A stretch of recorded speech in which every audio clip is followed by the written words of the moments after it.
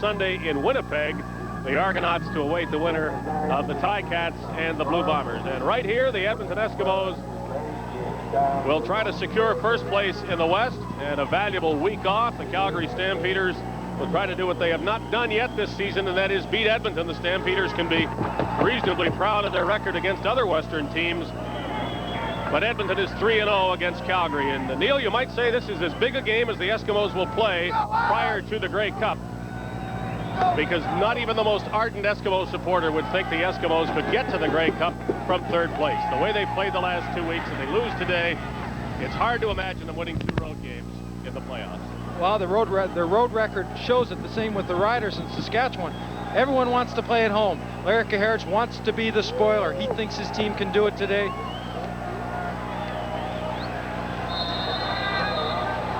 There is a strong wind blowing, and it would appear, though it swirls quite often, to be at the backs of the Stampeders in the opening quarter. Here is Stephen Jones for Edmonton, taken down right at the 30-yard line. It's tough to judge the way that wind is blowing. When we first got to the stadium a while ago, there was no real significant wind, but now it's changed. And Tracy Ham, I don't think is worried about that. I think he's just interested and excited about getting a chance to run this offense again and get back into the flow the way he had it going before he got hurt. Well, run the offense might be the appropriate word. The Eskimos figure to try to run the ball a lot with or without Tracy Ham. And he's certainly capable of adding to the rushing attack. In fact, despite his time on the injured list, he remains the Eskimos' leading rusher. In this game, their leading rusher is Chris Johnstone with a big first down, and that was predictable running play for Edmonton. In Regina, the Saskatchewan Roughriders roll up the score on Ottawa. Saskatchewan trying to keep first place hopes alive as Milson Jones catches a touchdown pass from Tom Burgess, and they are late in the first half, 23-4 Saskatchewan. So for now, they look safe. Another ground play for the Eskimos. Again, Johnstone, and look at the hit from Ken Ford. Dave, basically the same look as we saw in the first play, which was a sprint draw. This time, Ham hands the ball back behind a pulling guard. Johnstone tries to find some yards, but there, Ken Ford, the active linebacker of the Calgary Stampeders, made some impact in more ways than one on that last play. Chris Johnstone and Blake Marshall, the starting backs for Edmonton. Chris Skinner not in there. So the only change is not at quarterback. Ham on the run, fires on the run, and a one-handed grab, and a beautiful one by Rick House. Can't do better than that. Nothing short of spectacular. Tracy Ham getting to the wide side of the field on this patented sprint by the Eskimos. Both running backs, Johnstone and Marshall, up blocking, securing that corner. But watch how Ham has to twist his shoulders, and just a phenomenal catch by House. Super concentration. Even when the ball's on one hand, the head turns to make sure he can secure it. But he had teammate Marco Sincar to worry about, as well as trying to catch the ball with one hand. Marshall diving as the Eskimos have moved inside the Stampeder 45-yard line. Down by Ken Ford. You know, I really believe going into this game with Marshall at fullback and Johnstone at halfback, and I think we'll see Brian Walling go in, when things could change, and I think that the sky shows it, the Eskimos would have the edge. Well, that wind is going to change. It'll probably gust well up from 20 kilometers at any given time. Quick pass off the line of scrimmage. House again, crawling for the first down. He is a bit short, I think. They have a flag down as well. Stampeders guilty of offside. Well, the Eskimos will want to see where the ball is placed.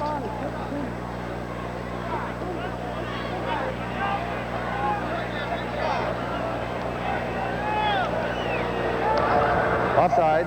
Calgary number 24. Second down. They were short of the first down, so they take the penalty and go second down again. Greg Peterson up to the line of scrimmage there was caught. He was on the short side of the field. Good read by Tracy Ham. Even though Peterson was offside, Ham recognized the blitz from the halfback. Second and about 3 from the Calgary 38. Ham gives it to Marshall, and he'll be at the the point of the first down with great second effort. It looked as though he was ready to go down, and maybe the Stampeders thought he was too. Blake Marshall picked it up, though, by continuing his forward motion. Brought down by Matt Finley. One of Marshall's biggest assets, if he can get that big body of his going forward, he keeps his shoulder pads and helmet going upfield. He's very tough to bring down. You can hit him, but you can't stop him. Eskimos moving the ball. Nice mixture of run and pass into the wind from the opening kickoff. And the Johnstone, he's got 5, maybe 6 yards. He reaches for that 6th one. Now to get the ball placed at the 29. 2 reasons for Edmonton to run the ball today. I suppose 3, because they feel they can do it well, but the wind is going to make the running game important. And also the fact that the Stampeders have shown themselves to be vulnerable over the season to a strong running game by the opponent. Saskatchewan leading by 19 at the half at home to Ottawa. Marshall, it's not pretty, but he plods for the yards he can get. Well, that's the great thing about the offense that the Eskimos can run when they get their running backs into the game. It doesn't have to be pretty. Gain of 3, it'll be 3rd down and 2. The Eskimos, the ball on the Calgary 27.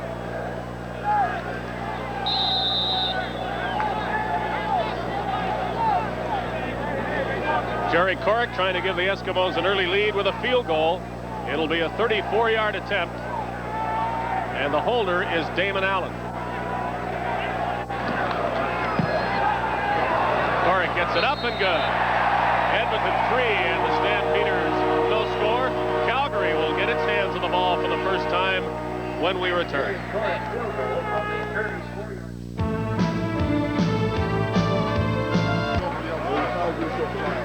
Big Bill Stevenson out of retirement for the Eskimos in their time of need on the offensive line. And the Eskimos clearly hoping he can provide a lift.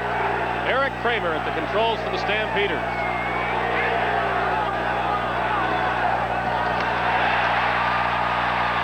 Sean Faulkner slipped 1 tackle, but not the second from Stuart Hill. It's a loss for Calgary. Well, that quick penetration into a slow developing running play, Faulkner faced up very quickly, had no place to go. Thought for a second he might try to pitch it to Kramer, but cooler heads prevailed at that point.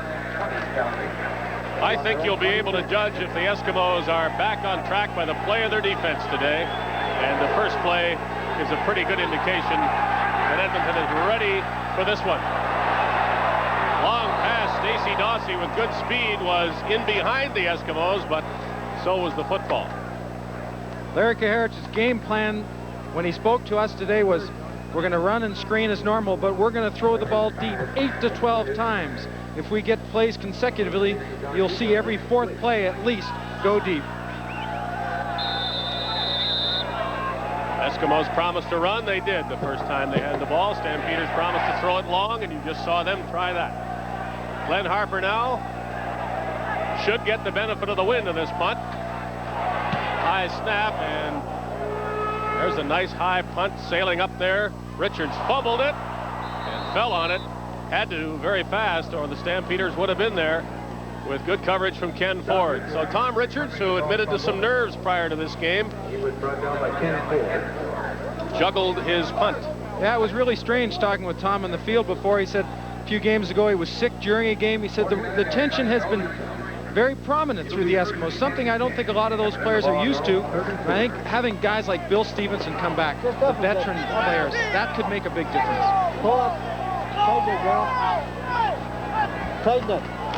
Ham gives to Johnstone. He tries to get to the 35-yard line.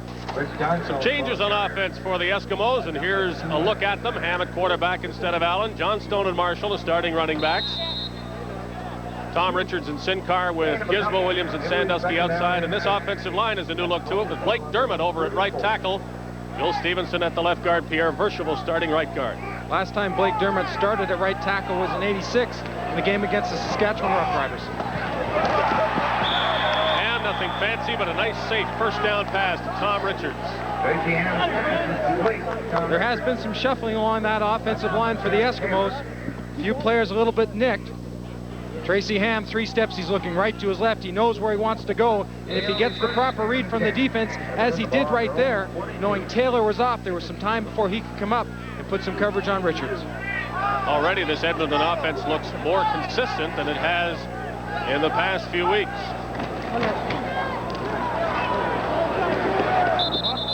Stampeders strong defensively. Let's look at their alignment. Pretty good front four. Quincy Williams, Stu Laird at the ends. Mitchell Price and Eugene Beliveau. 3 good linebackers. And the secondary, which has undergone some changes recently, is Darcy Kopp starting at safety. And Greg Peterson moves over to the left halfback. There's Doug Landry's shoes. You see CFN right on the right ankle. He's got great taste. Ham will throw deep. Sandusky was trying to get loose, but never did. Was running stride for stride with 2 Stampeder defenders, and Jim Sandusky, a frustrated Edmonton receiver, just has not been getting as many passes as he usually expects. Sandusky always receives a lot of attention here. Major's in good coverage. He tries to get Major to bite, but Major's still on the run. Darcy Kopp from his safety position. Nice job of reacting to the football and getting there when the ball got there. Corrick close to Hank Olisic for the punting lead in the CFL entering today's play.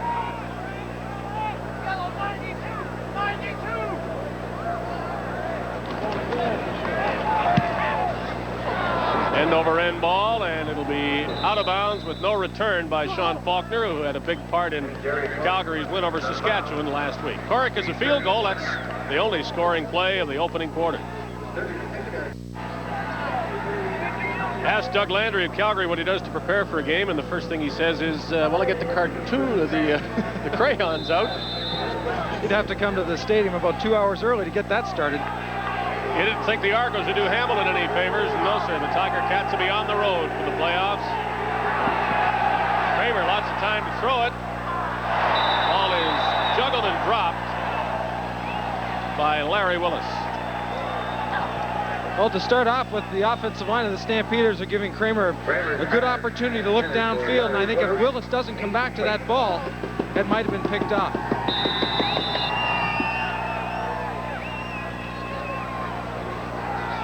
I always like watching receivers coming back into the huddle. If they talk to the quarterback, you can bet the one thing they are saying is, I can beat him on this route.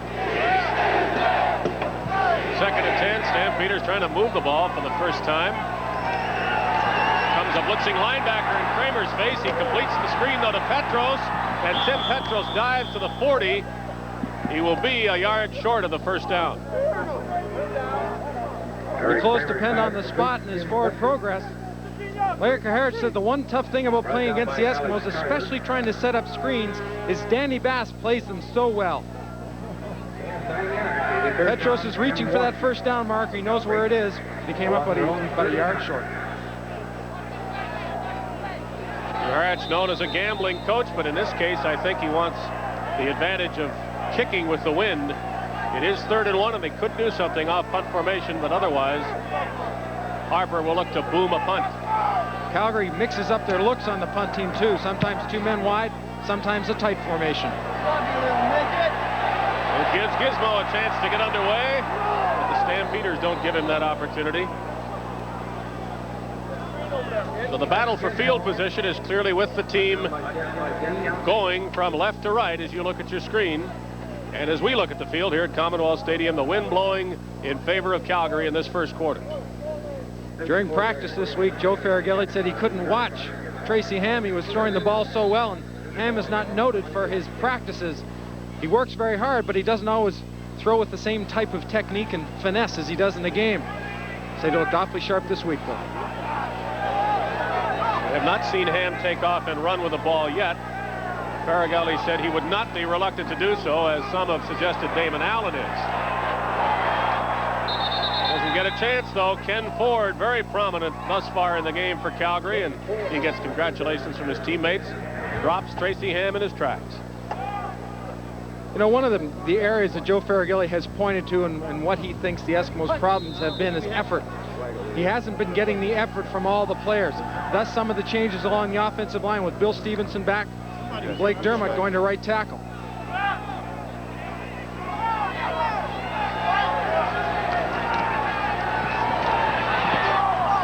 throws it high, and the Eskimo fans want a flag thrown on Larry Hogue. The ruling is, though, he was going for the ball just as Henry Williams was. Larry Hogue had the taste of a good game last week against Saskatchewan, and his coverage is very close right here. As you said, Dave, he's breaking to the football. He wants to pick that ball off.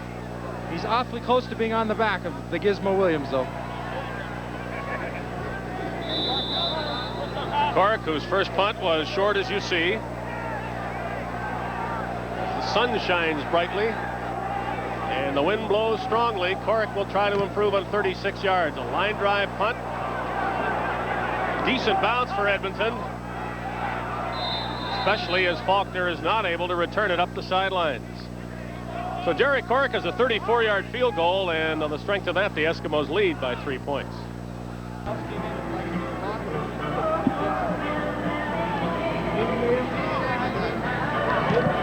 The Saskatchewan Roughriders will finish no worse than second in the West. If they win this game, and they are leading it handily at halftime now in the third quarter, and Edmonton loses, Saskatchewan can be first, otherwise second. Here are the Stampeders with a first down at their 53-yard line.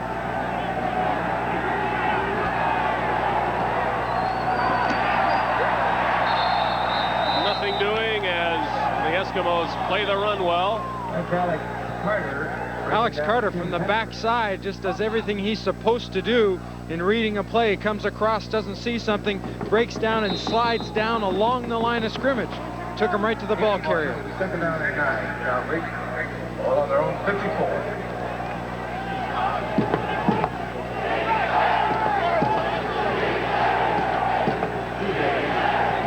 Gain of maybe a yard for the Stampeders. Here's second down.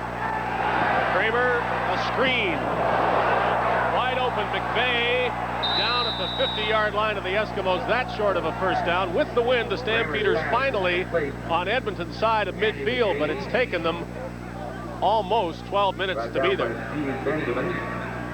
Haven't seen an awful lot of variety in plays. Andy McVeigh often comes in a second down situation where he's a little bit better blocker than Sean Faulkner. Also very effective out of the backfield with good hands, as you saw right there.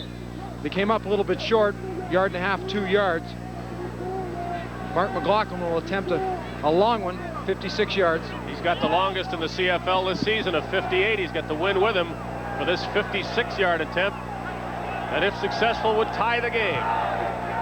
The wind gets behind it and makes it good.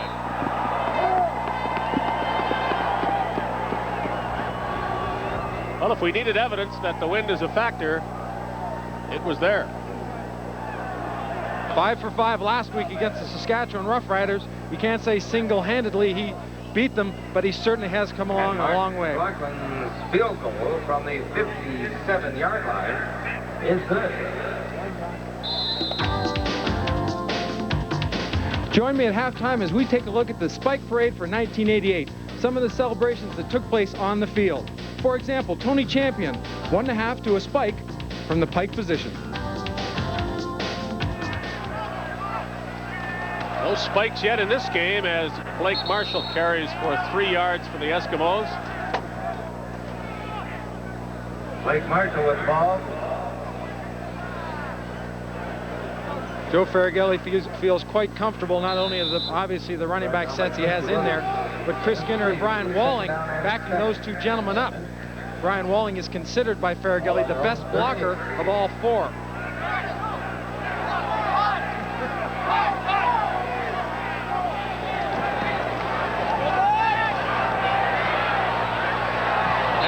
An errant pass, intending it for Tom Richards, and it's third down, and Cork was punted to the wind again. Well, the one thing Calgary wants to do is obviously pressure the quarterback and make Tracy Ham move around in that pocket, but not enough to make him run. They have to be able to contain him, obviously because of his running ability, and I think if they can continue what you just saw right there, they'll be very happy as a defensive unit.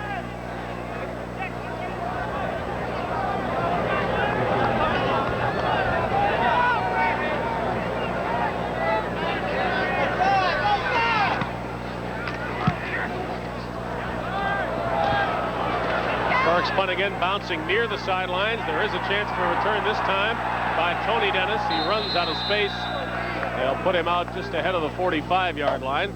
So the good field position continues for Calgary, as you would expect, with the wind at their backs and the Eskimos unable to move the ball.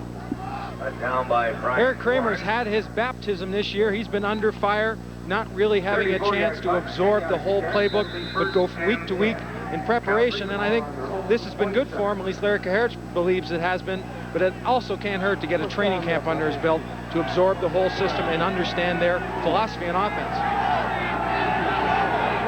Stampeder first down from the Calgary 47. Kramer fakes a handoff. He can run. Midfield, Kramer lost the ball. Did he get it back? No, sir. The Eskimos, as Eric Kramer reached for that ball, scooped it up and get the first turnover, and a very big one. With 1:12 to go, the Eskimos will at least be able to have the ball for the rest of this first quarter when they are against the wind. You'll see Kramer go back and get pressure. The fake handoff to Petros. He's forced by Stuart Hill. Game plan all of a sudden changes. Sean Faulkner goes up, throws a good block for him. Kramer cuts inside, but Faulkner spinning around off the block on ruck knocked the ball out from behind. Don Wilson comes up with it.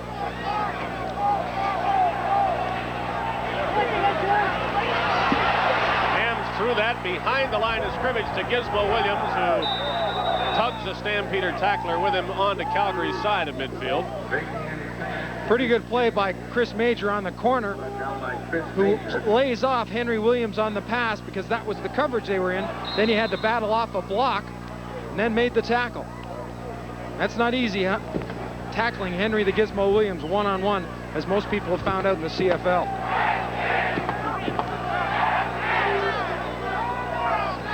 Short gain to the Stampeder 54. And throws intending it for House. It is too low. And for Rick House, incomplete. Well, Tracy Ham just settling in. You can't expect him. I think you see a smile on his face that everything is going to go right. But the Eskimos certainly would like to solve the problem of who their starting quarterback is going to be, as Stuart Hill, with the help of Dwayne Mandruziak, the equipment manager, adds some length to his shoes by changing the spikes for better traction. This will probably be the last play of the first quarter. The Stampeders happy that the Eskimos are punting against the wind.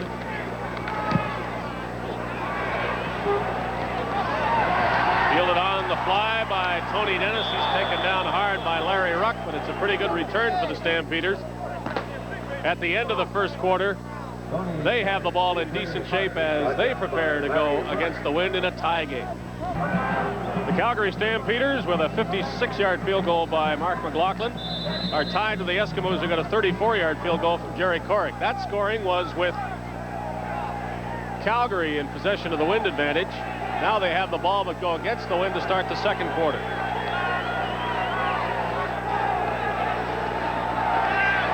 Kramer looks downfield and almost had it picked off by Toaster Williams, who sees the opportunity, but obviously is happy that he was able to knock the ball down.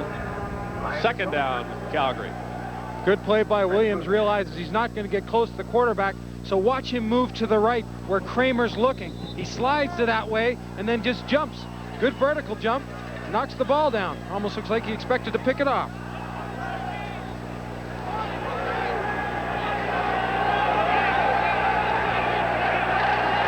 Here comes an Edmonton blitz. Kramer tries to run away from it.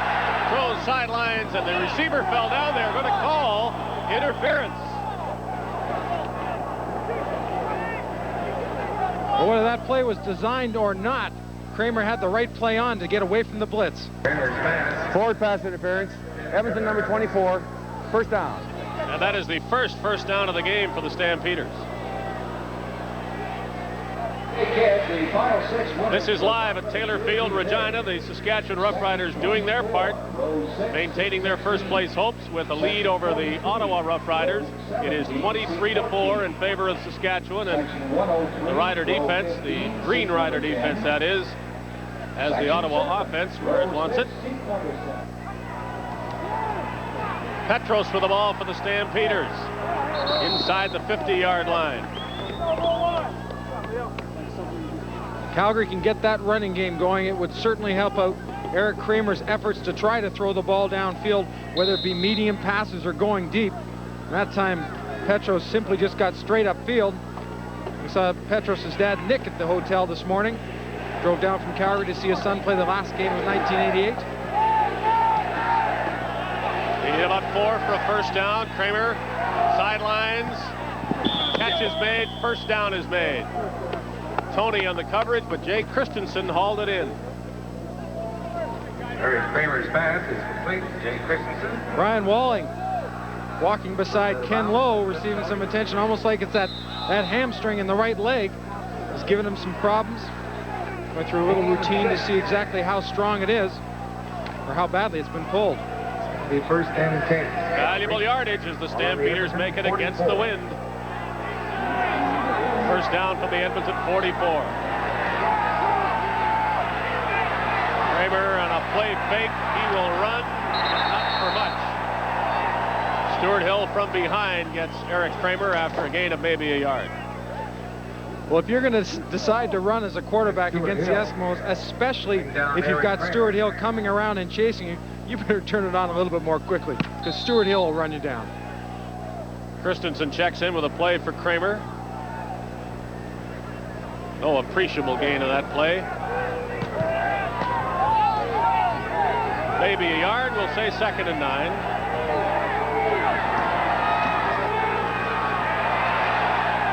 Kramer threw it behind the intended receiver. It was a very tough catch, and obviously it was not made. Kramer perhaps lucky that the Eskimos weren't there to intercept it. Now Glenn Harper will have an opportunity, or his first chance. I wouldn't think he'd look at it as an opportunity to punt into the wind.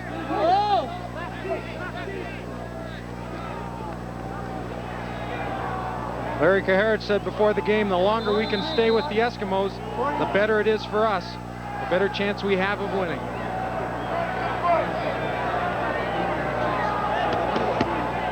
Harper averaged over 50 yards in the first quarter. This one won't go that far, though.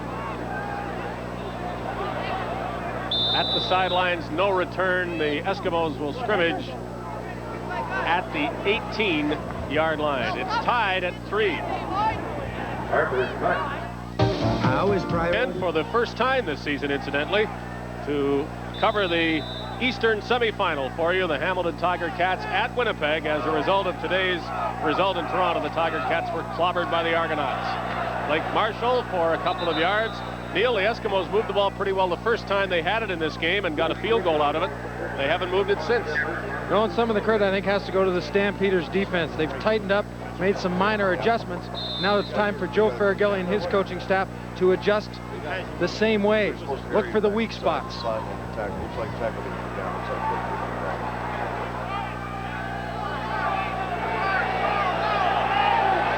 Marshall didn't gain anything. Here's Tracy Ham in the pocket, over the middle. First down. Rick House, who has been Ham's favorite receiver thus far, brings one in at the 30-yard line. Throughout this year, we've seen the inside receivers of the Eskimos have individually great games. Richard Sinkar, looks like Rick House might be on the way to his best game of the year. Nice solid pocket. He gets hit by Stoulard afterwards, but he gets a chance to throw the ball with the rhythm and the time that he wants to throw it.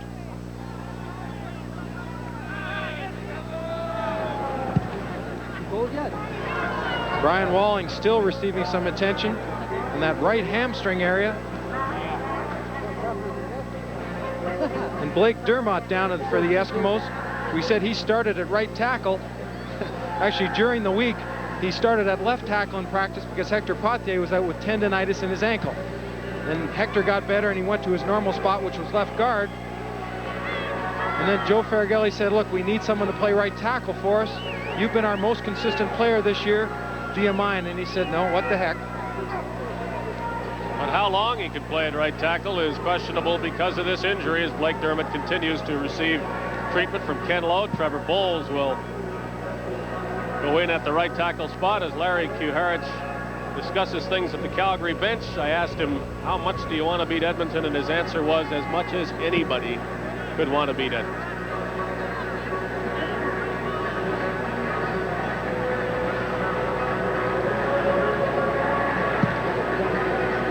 At Taylor Field, you saw the Saskatchewan defense backing up the Ottawa offense so they can back up further, and when they go back this far, it means points for Saskatchewan. 2 of them a safety as Vince Goldsmith takes down Roy DeWalt in the end zone, and Saskatchewan increases its lead. We will continue to show you coverage from Taylor Field as Blake Dermott is still down on the field at Commonwealth Stadium. Tom Burgess taken down by the Rough Riders of Ottawa, who will need a large comeback to spoil things for Saskatchewan, and you wouldn't predict that, but Ottawa trying to hang in there. Here's Blake Dermott coming off the field in Edmonton.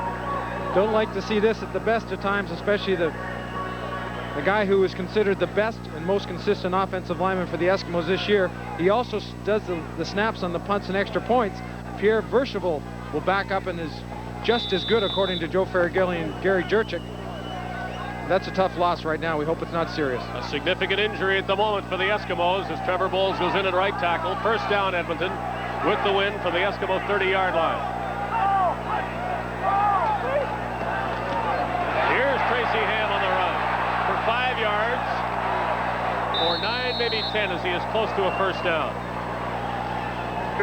Tracy Ham will find it a little bit tougher when he gets past that first wave. You see a minor discussion going on between Landry and Ham. When he gets past the pressure of the defensive line, he's going to go into the area that's been controlled by Landry, Ford, and Jeffers. All 3 of those linebackers are very mobile, and they'll close on you an awful lot faster than most will.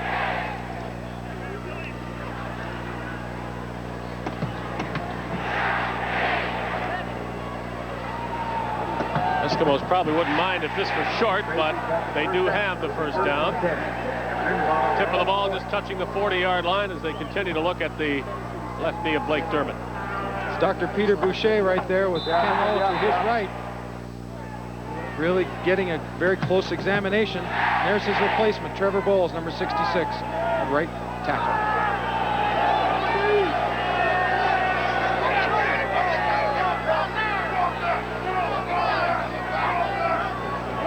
Count by Ham. Handoff is bobbled. Who's got it? Stampeders have recovered an Edmonton fumble. All the more important because the Stampeders are going against the wind. Now Blake Marshall is into it with a Stampeder after the fact. Marshall and Landry mixing it up there. Marshall pulling Landry off Tracy Ham. Eskimos protective of their quarterback, as any team would be, but you'll remember the incident against BC where Ham got involved with Jeff Braswell. This CFN telecast is brought to you by Foster's Lager.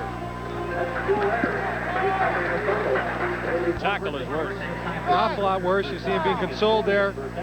You were sitting in section B, row 46. Happy birthday from Sharon and Ken. You don't have to say anything after that. Blake Dermott has been taken to the Edmonton dressing room. Kramer on first down for the Stampeders. Throws it intended for Willis. Incomplete. Let's look at Pierre Verschavel, who's the right guard. Will now be pushed into some extra duty, doing all the snapping. At least on punts and field goals and extra points.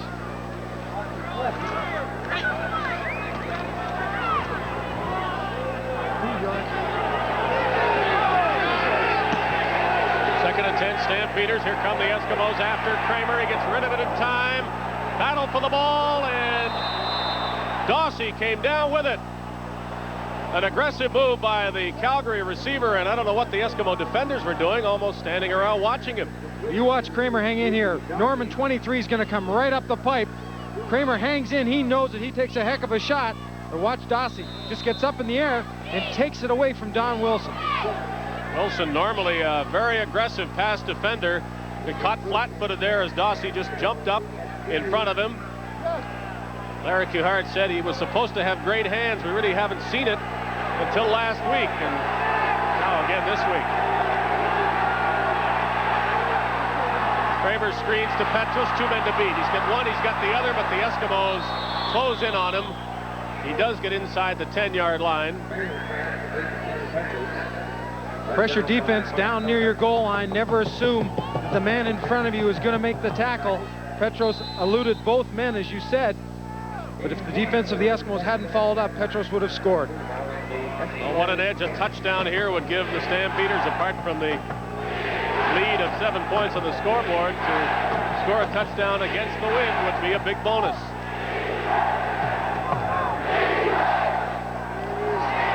Kramer from the pocket. Taken down behind the line of scrimmage. Alex Carter makes the play, and the Stampeders will send on the field goal team.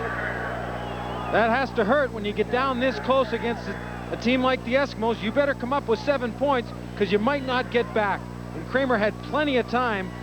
Half a sack has to go to the secondary of the linebackers because of their coverage.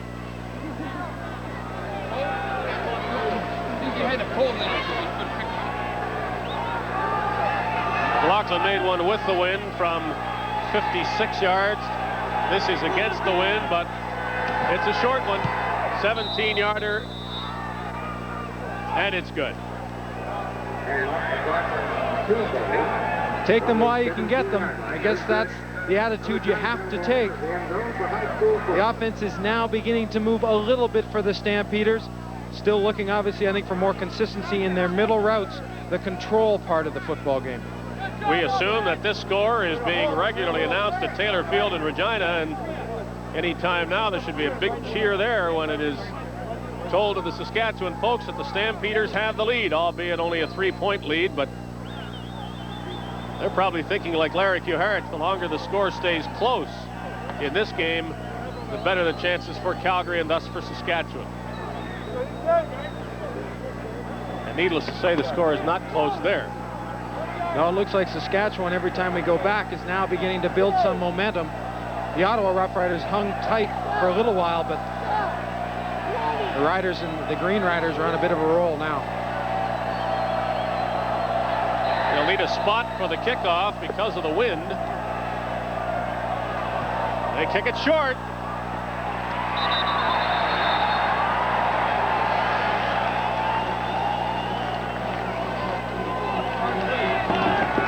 Play by Dan Kearns as the Stampeders tried to attack that area on the kickoff, hoping to recover it, and why not? I guess when you're kicking into the wind and he gets it high up into the wind, it's not going to go very far anyway.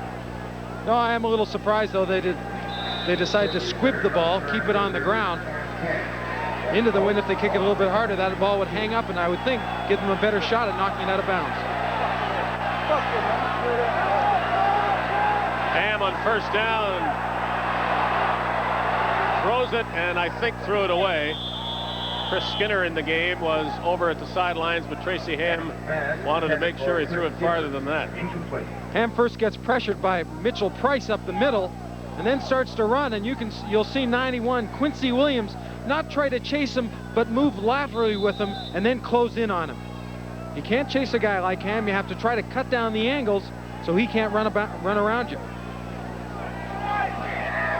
From the Calgary 52, 2nd and 10.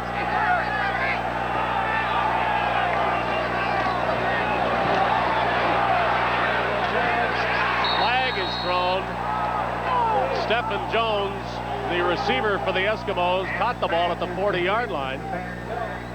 Here's the check of the penalty. It's against Edmonton. Well, the time you start to get one play and a few things going, the little things like procedures can hurt you. Illegal procedure, no in. Edmonton, 2nd down repeated.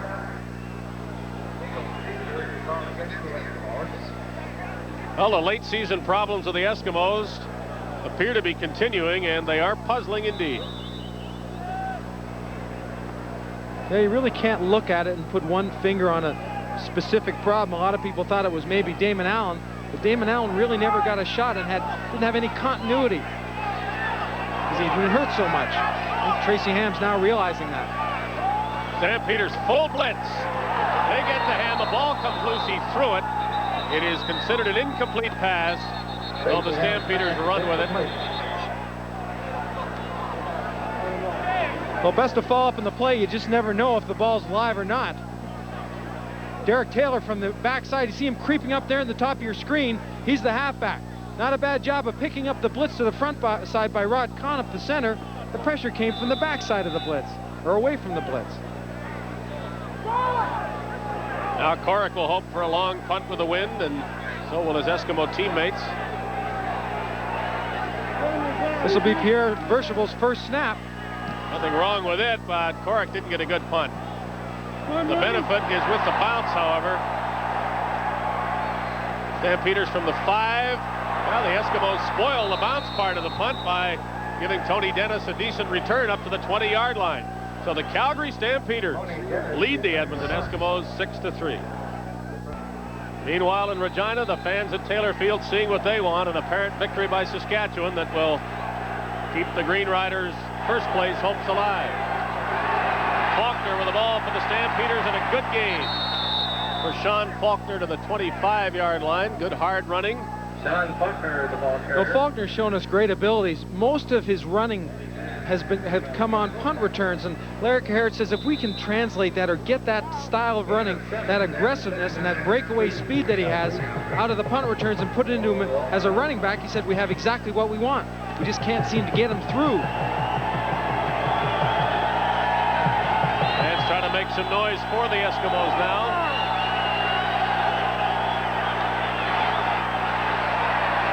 Well, the cameraman went with a fake. Kramer went with a pass, and it is caught. Joe Farragelli has a great deal of respect for Emmanuel Tobert. He had him in Saskatchewan when he was head coach there. Says he's a real tough receiver. And from that respect, he has put Don Wilson on him in a man-to-man situation. This time, Tobert seemed to get the best of Wilson. Wilson had him and seemed to be following him, but when Tobert broke it to the sidelines, he kind of lost track of him. Needless to say, the fake was pretty good and probably helped the gain by Emmanuel Tobert all the way to the 50-yard line of the Stampeders, who are outscoring the Eskimos 3-0, while Edmonton has the win in this second quarter. Faulkner, good running as Sean Faulkner breaks tackles all the way to the Edmonton 45-yard line. Sean Faulkner, the ball carrier. I tell you, that's what you look for. You don't have to be a fullback to have the right type of power and the style of running. You watch him pick up his guard. Watson, good block, kick out. He goes inside and then back up, and he doesn't stop moving his feet. Danny Bass has him, but he's able to wiggle through. No one falls up after Bass makes the hit. It puts Faulkner on the ground. That's just great effort.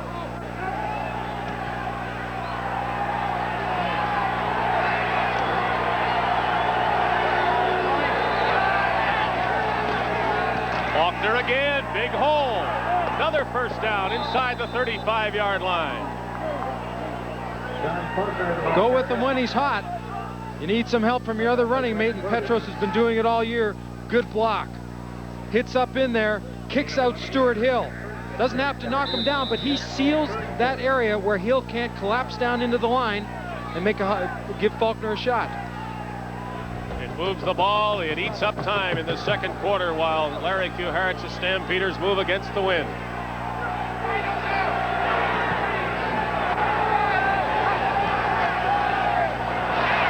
Looked for somebody to hand the ball to, and Petros and Faulkner had gone elsewhere. Kramer did the smart thing, didn't try to flip the ball, and he'll take his loss. It's a short one. No, you're right. That would have been a bad decision. Kramer taking a quick look at those plays on the wrist. He knows what he's doing. It's just simply when he goes back to plant to hand the ball underneath to the running back, he goes down. Ball on the Eskimo 38. And that's not because of the turf, because we checked it out before the game, and the field's in great shape. Kramer to pass on second down. Incomplete as he tried to hit Faulkner. Kramer's pass, center Sean Faulkner goes incomplete. Kramer looks and wonders what went wrong, and we'll take a break. Foster's Lager and the Canadian Football Network are proud to bring you the best of the CFL. And right now, the Stampeders are leading the Eskimos. They will punt. Harper line drives it into the wind. Williams lets it bounce once. Here comes Gizmo. To the sidelines. He got a pretty good hit after he was out of bounds, and the Eskimo fans wonder why no flag was thrown.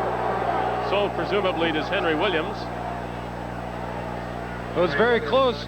Henry Williams is going to try to get to the outside. A couple of good blocks.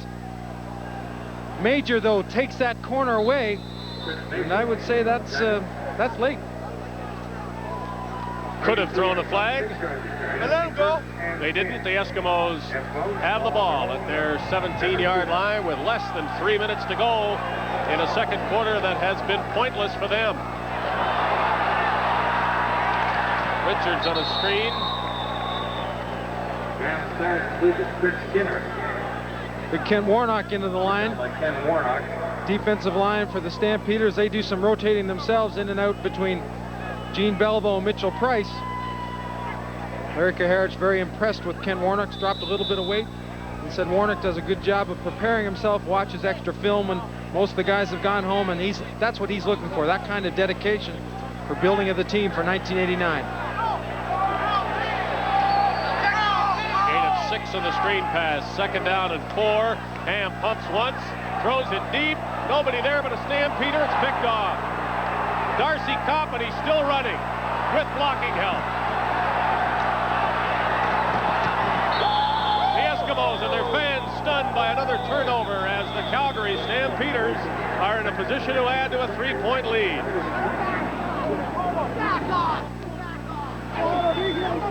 Once again, some pushing and shoving. A pretty good job by the referee right there, straightening some things out. Brian Donnelly straightening out a couple of players, settling them down and letting them know who's in charge. That's not a bad way to do it either. That gets their attention.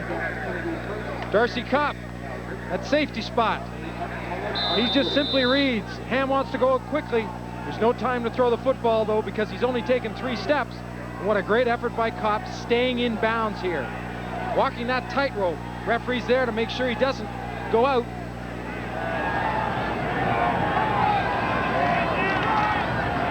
Petros shrugs off one tackle and then is hit behind the line of scrimmage for a loss of a yard or 2. One of the many products from the University of Calgary on the Stampeder team. Gets his chance to start. Greg Peterson moving to the halfback spot. Also very valuable on the special teams and has been all year.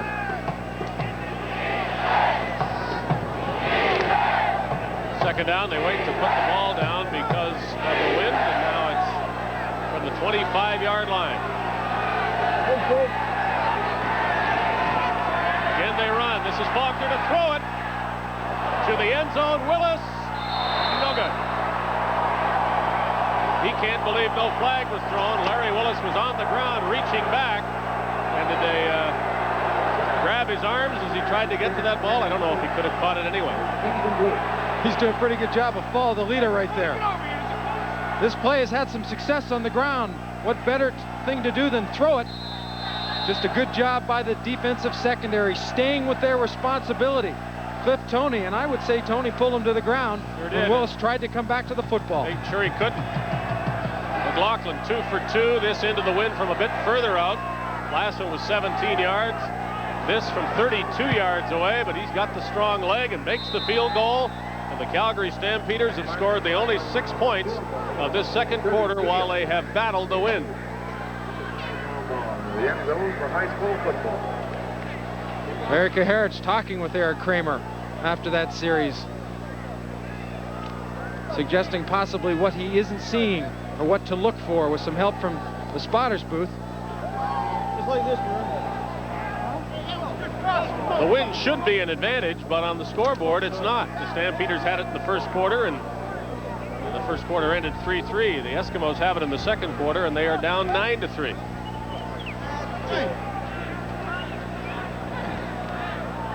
We'll see next week the Hamilton Tiger Cats and the Winnipeg Blue Bombers in the Eastern semifinal. The Canadian Football Network begins with game day at 1 o'clock Eastern time, a preview of the 3rd meeting of the season between the Ticats and the Bombers. Bombers won the other 2, and that's why they are hosting the Eastern semifinal and awaiting the winner, the Toronto Argonauts, clearly the best in the East according to the standings. Marshall fields the kickoff, tries to crawl to midfield. A minute and a half left for the Eskimos, and it's very important, I think, that they get some points in this second quarter. Well, they got the great opportunity right here with the wind behind them and having the ball pretty close to midfield before this drive gets underway. coming up with something. 30-yard kickoff, 6-yard return. It'll be first. Turnovers have hurt the Eskimos in the second period. Ham Ball on their own 51. fumbled a handoff. It was recovered and then threw an interception. Ham throws that one on one bounce to Gizmo Williams, and Tracy Ham claps his hands, hoping to inspire some confidence, but there just isn't much of that in the Eskimos right now. Stuart Hill getting him that tape job in the ankles reinforced over the shoe. Here's an awfully big play. The Eskimos would like to get a first down or two and be in a position to kick for some points, but that first down is just not easy to get. Got it to the 45-yard line to Richards. Very big play, the way things are going for the Eskimos as they come to the ball now quickly. Richards, a graduate of the University of Alberta, comes back and gives Tracy Ham a target. And you know, Ham has had great success with Richards all year. Ham looks downfield, over the middle, and another catch. Or do they rule it a catch? The Stampeders are arguing. Rick House has got it. Doug Landry speaking for the prosecution, but the Eskimos have another first down. Those slot backs, Richards and House, consecutive catches. As you watch Rick House, here's another play. Sidelines incomplete. Sandusky was the intended receiver. Hey, guard. Watch the halfback blitz. Joe Farragilli alerting the offense. And Marco Sincar, when he gets in, the huddle will alert the people that are responsible to pick up a halfback blitz.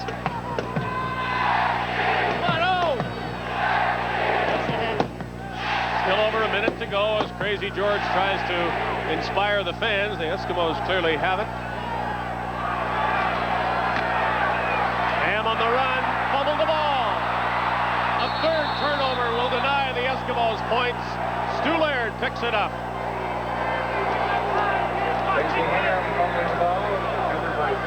Joe Farragilli and everyone in this stadium are shaking their heads. They just can't figure out what's going wrong. 2 weeks in a row dominated by a very powerful BC Lions football team. And this time, it just simply shooting yourself in the foot. Tracy Ham doesn't see what he wants. And just as he's ready to cut back on Quincy Williams, the ball not being tucked away, hops away from him. Stu Laird comes up with a loose ball. Eskimos are going to have some time in the dressing room and then 30 minutes of football to figure this out, and I dare say their season's over if they can't. Now Kramer drops the ball, but things are going a little better for him. He recovered it. Well, the Eskimos are using a bit of rotation. You saw Brett Williams on the sidelines. They're trying to. John Mandrich is back now. We never quit. Never quit. I got you. Stu Laird is proof positive that if you keep working as he has in his game this season, you just get better and better. The clock continues to move after the last play. Maybe that's a blessing for the Stampeders that Kramer didn't throw it, because an incompletion would have stopped the clock. Now it does. Steve Benjamin on Stacy Dawsey as Kramer gets up. Clock stopped, 37 seconds left. Kramer pulling the side out of his face mask. Takes a pretty good shot. He had time last time but dropped it.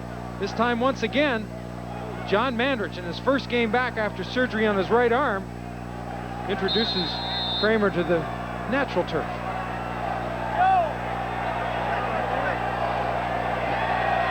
Harper will be inside his 10-yard line when he gets the snap. Gizmo Williams and Tom Richards awaiting the Calgary punt. Out of bounds it goes on Edmonton's side of midfield. Under the circumstances, pretty good for Harper. Kramer Out of bounds appeared to have hurt his hand, holding his right hand, as you can see. You have to wonder if Tracy Ham can't get things going. Will Damon Allen start to warm his body up in preparation for a second half? Something he was very successful at last year, coming in as the 1A quarterback for the Eskimos. Eskimos would like to at least give Jerry Corrick a field goal try with a wind. And doesn't see anything he likes yet. Throws over the middle, wide open Sinkar. And that's field goal territory for the Eskimos, with still 21 seconds showing on the clock.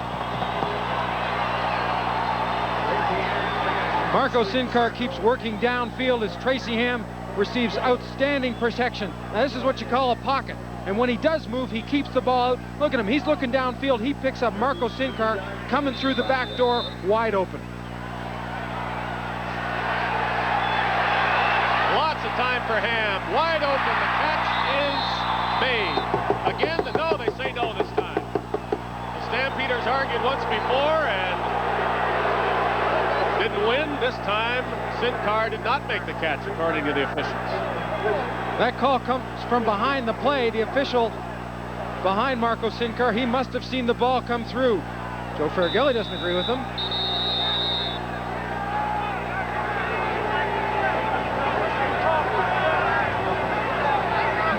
Can this be right? The Stampeders have called timeout?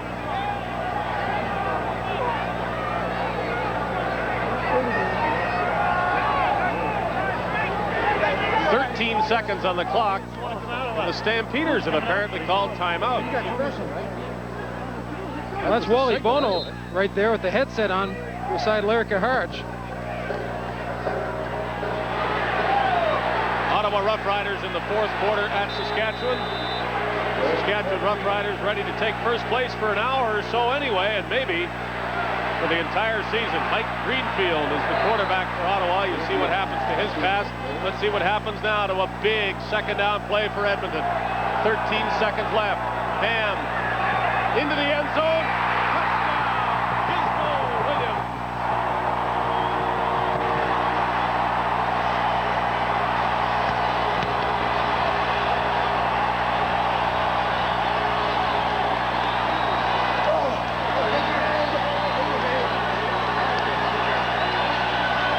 You know, sometimes one play can be the difference in a football game in respect to generating some enthusiasm and production. And Gizmo Williams gets to the inside of Larry Hogue. And if you're trailing Gizmo Williams going into the end zone, this is what you're going to see, probably.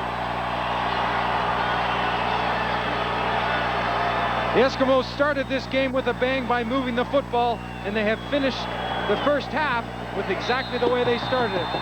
First half isn't over, mind you. 9 seconds remaining, but the Edmonton Eskimos at this point will take a 1-point lead to the dressing room, and it certainly doesn't reflect the way this game has been played. Tracy Ham realizes the middle is going to be open, so that's why Henry Williams gets an opportunity to come across. No one within 2 yards of him. And that's the time he needed to get the ball to that man right there, Henry Williams.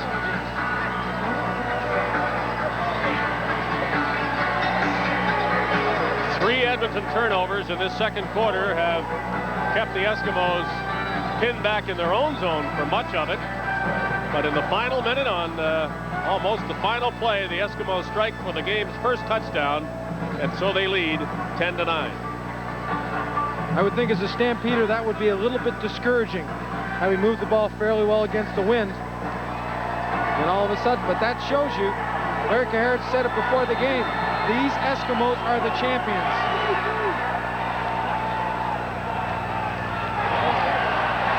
First kickoff returned by Faulkner. Sean Faulkner still on his feet with a second remaining on the clock. So the Stampeders will get one play Sean Faulkner returning the kickoff. to end this first half. Well, for a fellow that was simply a specialist last year in respect to returning punts and kickoffs, Henry Williams, under the tutelage of Brian Kelly, and this year being helped by Mike Farraghelli, has turned into a pretty good receiver. A receiver that can turn a small play into a big one and create big ones.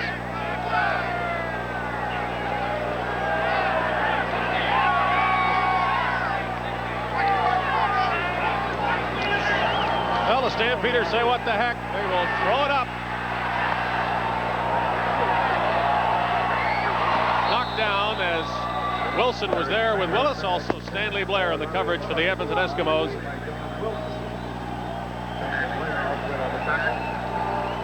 Doesn't seem to matter much at Taylor Field late in the fourth quarter, but the Ottawas in this third quarter are going against the wind. They're going to have it in the fourth quarter. they hope the momentum from the Gizmo Williams touchdown can help them in this third period. Stacey Dawsey with the kickoff return. Eskimos take him down near the Calgary 45-yard line. Well, it's just not good enough to play in spurts, and I think we've seen both from the Stampeders and from the Eskimos. You know, a strange statistic that I find hard to believe, that since 1980, the Stampeders have gone through 30-plus quarterbacks. Eric Kramer is signed for next year. Larry Kaharic would like to find another one like maybe Tracy Ham if he's available. Saskatchewan has beaten Ottawa 45-11. Now Saskatchewan starts the cheering for Calgary, or I guess it's been going on most of the day. Here's Kramer throwing at the last minute. Catch is made, flag down, and could that be roughing the passer? I think so. Roughing the passer, Edmonton number 96. First down. Already 2 penalties in the first half, the first minute of the second half have hurt Edmonton. And that doesn't help. The ball was gone. He was on his way down. You know, Kramer's going a little bit to his left, and as you can see, the focus is to the left. He comes all the way across, but that shot to the upper body by Carter was enough to draw a flag. Roughing the passer is the call against the Eskimos. It'll be 1st and 10. Calgary moves the ball to the Edmonton 48.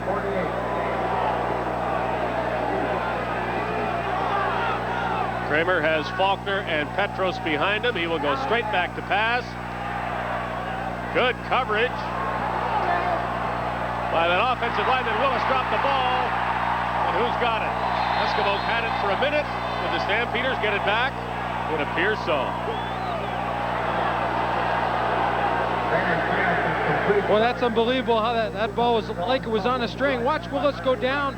See Tolbert wheeling to the outside. Now Willis is going to find that area in between the zones. Makes a pretty good move right here. High steps it a bit, but as he did that, the momentum of the arm going up and then coming down was enough to pop it loose. Larry Ruck fell on it, but the ball bounced out from underneath him back into Willis's hands. So it is a first down. Stampeders moving with a win. They give it to Faulkner. Sean Faulkner diving near the 25-yard line. Put the ball down about the 26. Well, we're seeing more from Faulkner, I think, out of this running back spot that we have all year. Something that makes Larry Kaharic very happy, in the offensive system would be an awful lot easier, as I said earlier, especially on Eric Kramer, if they can get success from both backs. 2nd and 3. Oh, a heavy hit on Larry Willis. He has still got the ball, unbelievably.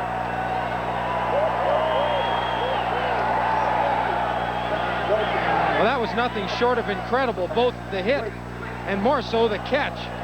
And he's up. He might not be feeling that great, but he's up. And this is what Don Wilson, at least some of the abilities that he possesses. Watch the timing on the hit here. Boom, he's down. He goes right through him. He just doesn't knock him. He goes all the way through him. Willis's catch makes it 1st and goal. Stampeders, they haven't been in the Edmonton end zone yet. Petros spinning to the 2-yard line. Willis wants to get back in the game. Before he does, he's going to receive a little bit of direction from Coach Larry Kaharic. Kind of a dummy play. They pull Spallettini around to open up the gap to try to get the defense to flow where the offense seems to be going. Petros sneaks up there and gets close to the goal line. 2nd and goal for the 2. Kramer will put it in the air as a flag comes down. The pass is incomplete. And now let's check the penalty. A pretty important call. It's against the Eskimos.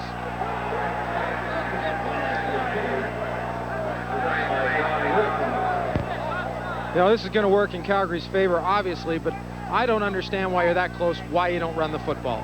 Offside, Edmonton number 96. First down. And it wasn't what you'd call a safe pass that he threw. Oh, the running play before Petros gets 3 or 4, they're on the 2-yard line. Run that 2 more times. Oh, here they are, 2nd down from the 1. Petros is in the end zone, and the Stampeders go back in front. And that's why you run the football when you have a guy like Petros. It's going to get down nice and low. Good surge by the offensive line. Craig Watson, Leo Blanchard on the right side.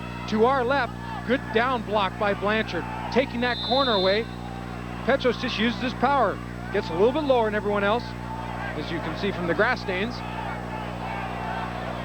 Well, put a star beside the catch that Larry Willis made to set up the 1st and goal. Tim Petros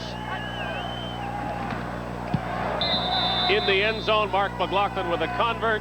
And the Stampeders are back in front by 6 points. Different angle right here watching Tim Petros. Faulkner's going to lead and kick the first man outside on the line of scrimmage. You see the block there on Warden. Brian Warren. Petros goes inside behind Blanchard. Well, we have on the telephone line Bill Baker, the general manager of the Saskatchewan Roughriders, who right now are in first place as a result of their victory over the Ottawa Roughriders. And they'd like to stay there with the help of the Calgary Stampeders. Bill, congratulations on your win. Tell me how you feel about what you accomplished today. Well, very, very pleased with what we accomplished today, but right now I must admit I'm terribly interested in what's going on up there in Edmonton, and it's great news for us that Calgary just scored. Bill, how important is first place, do you think? You've got to take first place if you get a chance. I mean, anytime we can play at home, our record at home is pretty good. Anytime we can avoid playing in Edmonton, we should, because Edmonton always has the advantage at home. And I think right now, if we can play at home, we'll have the advantage. So first place is very, very important to us. Bill, how did you fare today with injuries? In watching the team play, I don't think anything major. It still looks like that Glenn Suter is limping a bit. But overall, I think we came out of the game real healthy. Watch with us as Mark McLaughlin gets into a big kickoff. The Stampeders have the wind, and that helps everything they do. Gizmo Williams on the return, and he's out about the 35-yard line. You are happy you don't have to play in Edmonton. If you finish first, you got to be happy that you don't have to go to Vancouver the way the BC Lions are playing. There's no question the way Matt and the boys are playing right now, and Cherry and all the guys at the place you don't want to play right now is BC Place. It's always tough to play there because of the crowd noise and because of their home turf, and it's so different for us. But anytime you can play at home, you want to play at home. But I think Huey and myself will both be glad to get the BC Lions someplace out of the stadium. Bill, as you watch this Eskimo team, and of course a few games ago with the Riders, can you put your finger on why a team would stumble when they have the possibility right at their fingertips of coming into first place? Well, I think last week we lost because we were too tight. I think if we hadn't played right after watching BC beat the heck out of Edmonton, we'd have won. We went out and watched the game in '94. We were all excited. And all of a sudden we saw BC win. And we said, holy cow, we can now come in first with just a little bit of work. And the guys went out there and just played too tight. Great effort, but too tight. And because we're too tight, we made too many mistakes. And therefore we had a whole bunch of turnovers. And therefore we had a very, very tough loss. Well, maybe that's happening to the Eskimos, too. Settle back, Bill, with all your fans in green and white, and cheer for the guys in red and white here, and we'll determine first place in the next hour or so. Thank you very much. Bye-bye. Bill Baker, the general manager of the Saskatchewan Roughriders, who have done a great job finishing first or second. It's been a terrific season in Regina, and it'll continue with a playoff game there, be it the Western semifinal or the Western final. When you look at the offense of the Riders, they really have a 1-2 punch now with Burgess playing well down the stretch, and Austin will be healthy, according to John Gregory last week, when they go into the playoffs. So that's a big plus for them. Eskimos need a couple of yards to move the sticks on second down. Ham fumbled the snap from center, and I think as a result doesn't have the first down. The Stampeders trying to say they recovered the ball, which didn't happen, but it is going to be third down. Simply just dropping the football when he pulls away from Rod Conniff, the center. See Stevenson pulling around. That tells you where the play's going. Never had a chance. You touched on it earlier, Neil. I think at some point, Joe Faragalli must ask himself the question, do I put Damon Allen in the game? It's not an easy answer, but I think the question will be asked if this continues much longer. Well, Faragalli's always been one that feels that a quarterback coming into a game like Ham, who hasn't played a lot, has to get his feet wet. Remember, Dermott is out, so that snap is low. Good punt into the wind by Corrick. That'll help the Eskimos. Faulkner, good hard return as he gets near the 30-yard line. This is a Foster's Lager telecast on the Canadian Football Network. Has on is some extra warmth, some running pants over outside his football pants because he has a pulled hamstring. He's really in the DI role today, playing only special teams. Defensive starters for the Eskimos going against Kramer and the Calgary Stampeders from the Calgary 29. Petros gains a couple of yards. Tim Petros, the ball carrier, brought down by Larry. Brent Williams right in the middle of it, as he usually is in most plays, stuffing that running play up, and that's something the Stampeders, I think, are going to have to get going, especially as they work into the fourth quarter, and they're going to have to go against the wind. Give Petros a gain of 3 to the 32-yard line. It is 2nd down and 7.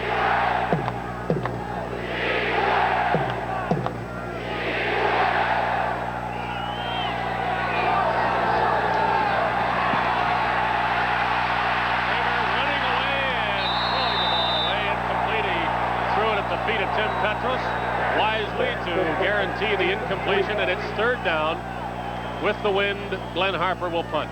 You know, with both Carter and Hill at the ends, when a quarterback like Kramer tries to get outside, their release and quickness is so good because they move laterally and come across and get in front of his face. Heads up play by Kramer, little sidearm action there. That 54-yarder was with the wind, and so will this punt be. Gizmo Williams is one of the Edmonton returners. Harper turns and tries to kick it away from him, but Gizmo will get over there and take it. Hit hard. Fans think it was a face mask, and you see Gizmo does too. But the Stampeders are the ones celebrating.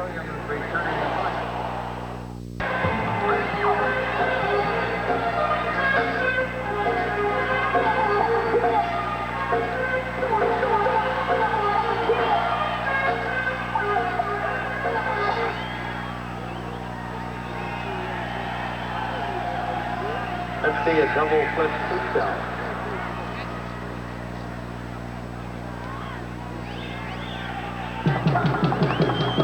Gizmo Williams gets a rest. He was taken down hard. The fans thought illegally. Stephen Jones in the game for Henry Williams.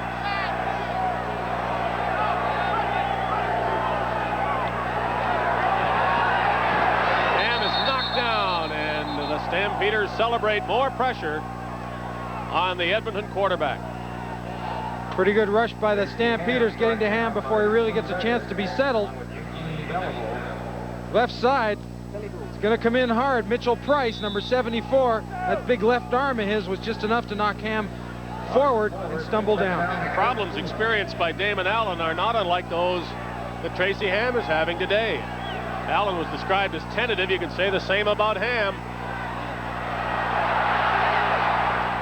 Bullet pass is caught as Gizmo is back in the game and on the move. Taken down, they'll rule him out at the Calgary 46-yard line, and where does that rate on your spike parade? Well, it only went up about 25 yards in the air. If it isn't for Lamont Jeffers, 95, after this play gets going, Williams is going to score. Tracy Ham, you're right. Maybe it is tentative, or maybe it's his maturity, having him come to the line of scrimmage and knowing he can get the ball downfield more effectively if he throws it and gets it in the hands of a guy like Henry Williams.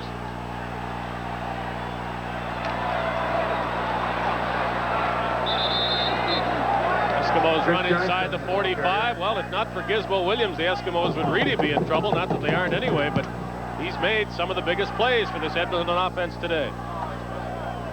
You always have to have someone to look to on your offense when it's explosive. And for many years, it was throw the ball to Brian Kelly, double coverage, triple coverage. He was going to get it anyways. I think Henry Williams is establishing himself as that type of receiver, a big play in a big game type of receiver. Balls at the Calgary 44-yard line. They must go to the 37 for a first down. Ham throws it just as he's hit. Receiver goes down. I don't think he'd ever have caught that pass, but they are going to rule interference. Rick House went down as he went after the pass. I don't think it was catchable by House. Well, it wasn't. If it is interference, if that flag is, that's crazy. Because that ball was 12 to 15 yards over his head.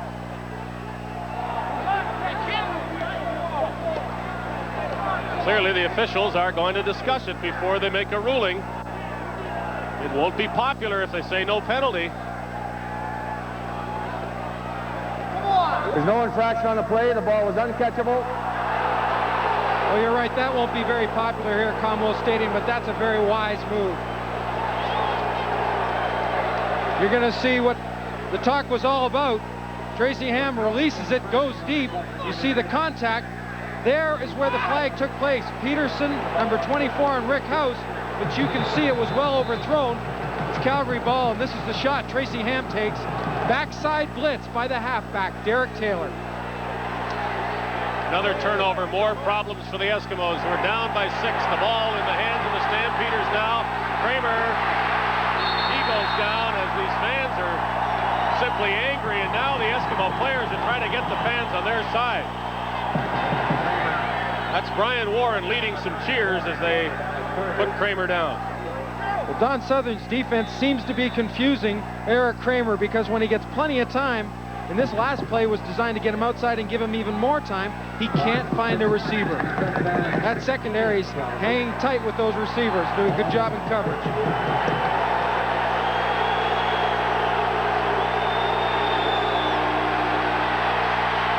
Kramer throws it. The ball is caught by Christensen. He is down and, of course, well short of a first down. The Stampeders will punt. 5:35 remaining. That's the time left with the win for the Stampeders. I think the Eskimos, if they can stay within a touchdown of Calgary, might be happy to go to the fourth quarter this way, but of course that's not guaranteed with 5.5 minutes left. I'm talking about the wind. I think it has subsided a little bit. Not an awful lot, but a little bit. And I think in that last punt by Cork into the wind proved that if you can get it going in a nice spiral, you can make some yardage even though you're putting it into the wind.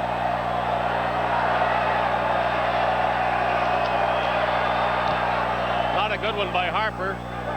Richards wisely comes up, takes it on the fly, tries to get outside. Tom Richards is taken down, but Harper could have been a better punt that time. Foster's Lager and the Canadian Football Network are proud to bring you the best of the CFL. And think ahead a week to the Eastern semifinal between Hamilton and Winnipeg. Mike Riley, the Blue Bombers coach, is with us. Happy to know that he'll be at home next week as a result of Hamilton's loss today, 49-9 to Toronto. The bad news is, Mike, if you win next week, you're going to play those Argonauts. That's for sure, David. They are a very good football team, and you know, they proved it again today. They have a great record and definitely deserve to be the champions in the East in the regular season. Now we got to see what happens. Mike, even when you were in the flight, you had a kind of a neat way of watching how the game was going, thanks to your general manager. That's right. Cal brought his little TV along, and we kept as close a track as we could. We couldn't always tune into it, but you know, we were able to get the scores from time to time. You played in Vancouver last night without your first-string quarterback. I guess we can call him that now. Sean Salisbury, is he going to be okay for next week? He's going to be fine. I think that you know, the week off was the thing that he needed. There was a chance that if he took another hit, he'd start right back where he was with the ribs. So, you know, we felt like we would like to have him play, but at the same time, why get him hurt in the ball game, not be able to play last night and then miss next week too. So we ensured that, and our other two quarterbacks did a pretty good job. Our biggest problem last night was stopping BC's offense. Tell me, do you think they're a threat in the Western playoffs? I guess I'm begging the answer. Oh, boy, I tell you what, it's going to take a good football team to beat them if they play like they did last night. They are on a roll, and, of course, they've been on a roll for a little while. You know, of course, Matt's going to town out there and, you know, doing a great job. And the running game plus David Williams, they've got a lot of weapons. Their defense is playing well. Their special teams are up. So it's going to take a good football team to beat them. We look forward to watching your football team next week against the Hamilton Tiger Cats. Tracy Ham has just run here for an important first down for the Edmonton Eskimos as we settle first place in the West today. Congratulations on finishing second in the East, Mike. We're looking forward to the game, David. Look forward to seeing you guys. Okay, make sure the weather's good, too. No Thanks, promises Mike. there. Eskimos continue the march. Flags come down. Stampeders appeared to be offside unless drawn so. Okay, we should also mention that next week in Winnipeg we'll be joined by Tommy Larscheid and Bob Irving. So we'll have the whole cast. Well, Eskimo fans might want us to talk to Mike Riley all day long, because while we were on the phone, the Eskimos have been moving the ball, as you've been able to see. We remind you, 1 o'clock is our pregame show, CFN Game Day Winnipeg, and the game at 1:30 Eastern Time. Bombers hosting the Hamilton Ticats. Penalty was indeed against Calgary. First down, 5 from the 31 of the Stampeders.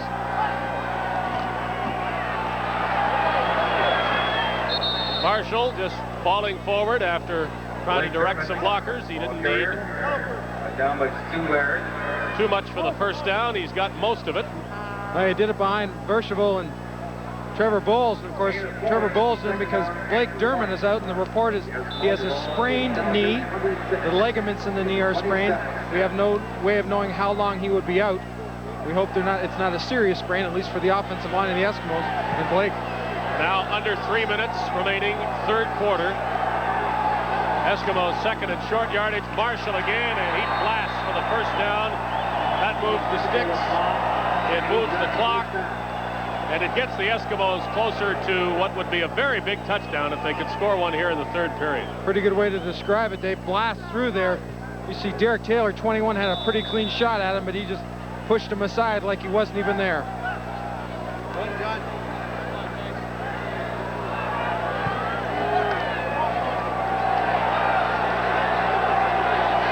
From the Calgary 23, first down Eskimos. And will throw on first down, a screen to Marshall. Lowered the shoulder and the head. He's out at the 17-yard line. And number 21, Derek Taylor, again, he gets a pretty good pop by Marshall. I don't think he's going to go around anytime he sees number 22 in green. Just drop that shoulder and pop that forearm head. It's the only way to run the football. Mont Jeffers was the lucky guy. He was trailing Marshall on the play and wound up making the tackle because of the hit that Marshall put. Number 91. They have a penalty against Calgary, which we could not discern immediately, and that'll make things even better for the Eskimos. Well, I think the Stampeders, the one thing they're going to have to do is keep their cool. Don't take silly penalties like roughing the passer or offside, because they can't beat the Eskimos in this situation by doing stupid things, cheap shots, things like that. From field level, this play, first and goal from the 9-yard line. We watch from above as they give it to Marshall again at the 5. He is inside the 5 to the 2-yard line.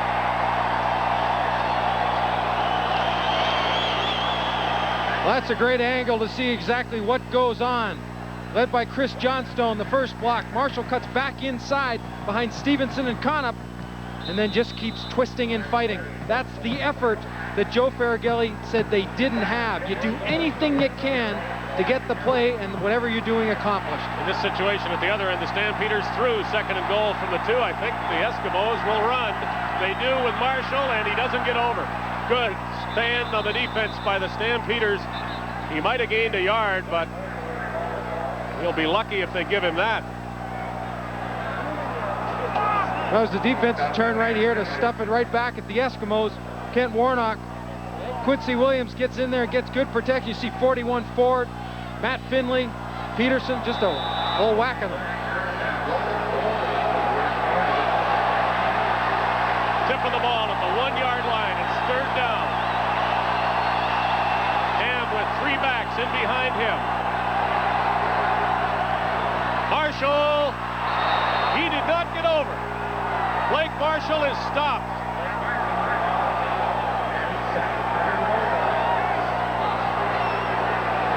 What a stand by the Stampeders. 2 cracks from 2 yards out with big bruising Blake Marshall. And the Eskimos are denied a touchdown. Watch, the hit comes from the outside. Marshall's legs get taken out. And strangely enough, it's 21, Derek Taylor. He gets some revenge right here. Takes Marshall's momentum away from him, be it taking the leg strength and the power away. What a super stand by the Stampeders. You can hear the cheering from Saskatchewan from here. But remember, there is only 36 seconds left in this third quarter, and look where the Stampeders are at their 1-yard line. Derek Taylor was the Stampeders Rookie of the Year this year, voted on a couple of weeks ago. Received a trip to Vegas, a trophy, some money, and a pie in the face after practice.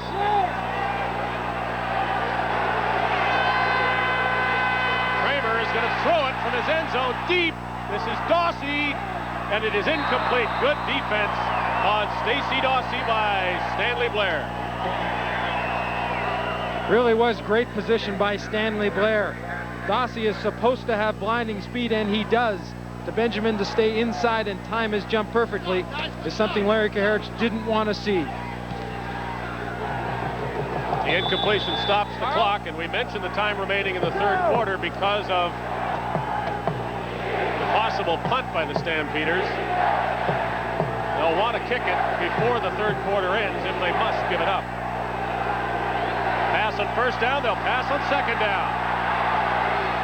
Flag goes down.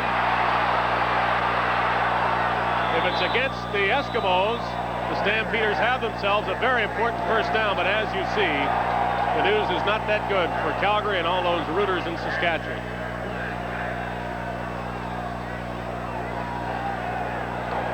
Holding, Calgary 63. And now, unless they want to punt on second down, they're going to have to punt into the wind in the fourth quarter. Interesting call on the offensive line, holding on 63. There is no 63 on the offensive line, so it must be someone close to that. Second down repeated. Here are the Stampeders trying to move those sticks. Kramer throws it up. It is caught inbounds by Larry Willis. It is inbounds. It's a catch as the third quarter ends. The Stampeders still have the ball at their 30-yard line. Once again, Kramer going deep down the sidelines. First time to Dawsey, this time to Willis. No, it's a bad call. He was on the sideline when he caught the ball. And Joe Faragalli is mad again, and this time with reason. The Stampeders have the lead and the football. As we start the fourth quarter, remember that play, because it might be as big as any in this game. The Stampeders get 30 yards out of it and possession of the ball. Otherwise, they'd have been punting from deep in their end zone. Screen pass, Faulkner. He goes for another first down past the 40-yard line. Kaharich was wondering if they could execute screens against the Eskimo defense because of Danny Bass's ability to read the keys. Follow Bass, he's going straight back in the middle of your screen. He reacts before the ball's even thrown. But he doesn't get in on this play as well because of a good block by Mike Palumbo, the center, who came out and pushed him out of position. First down, Stampeders, they're 41.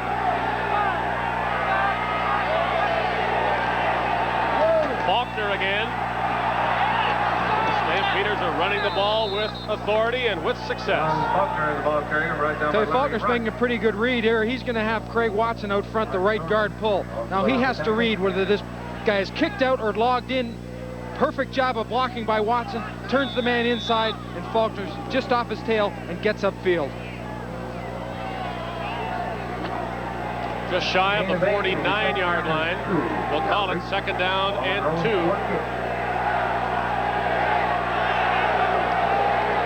Kramer will throw. No good, and that's a strange call. Second down 2 with good running, and they try to throw a pass for a couple of yards. Well, it wasn't going to make that even if Christensen had caught it. Baffles me. I wondered why they didn't run when they were close to the goal line and they threw. Of course, you're talking to an old running back, so. Stamps could always fake, of course, but Harper does punt it. Bouncing out of bounds. Gizmo Williams can only watch it go that way. This CFN telecast is brought to you by Foster's Lager. Winnipeg and Hamilton, and the Bombers finished second as a result of their 2 regular season victories over the Tiger Cats, and so Winnipeg will host the Eastern semifinal next week. Here's the Eskimos from their 31. Ham, a short one over the middle of Marshall. He fights for 3 or 4 extra yards. Taken down at the 38. Brought down by Quincy Williams. Doug Landry moving in and getting first contact.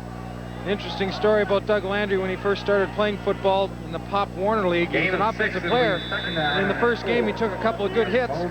Right after that, he took his equipment off and went home because he didn't like the contact. How things change. Eskimos second down. They need 3, maybe almost 4 yards. Here's Marshall. He is close, but I don't believe has the first down. Marshall with the ball. Brought down by Doug And what do the Eskimos do now? Well, you'd have to think Joe Farragilli's thinking about that short yardage situation, but a few moments to go down the goal line, well, they didn't successfully put it through from the 1 yard line. Will that affect his decision now? Apparently not. It looks as though they're going to gamble. Third down, almost a full yard to go. And if they wanted to punt, they could punt with the wind. So this a very big call. Ham should probably keep it himself. He does. Pretty good stand by the Stampeders. It's one of those decisions for the officials as to where they put the ball. Number 95, Dan Kearns, who's a defensive lineman who comes in the short yardage situations, was very quick to point it's a first down. But unfortunately, he doesn't make the decision. And nobody else has been quick to point that out. They're going to wait for this measurement.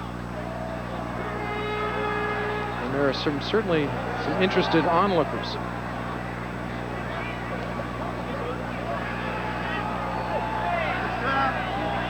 It's not close, but they do have it.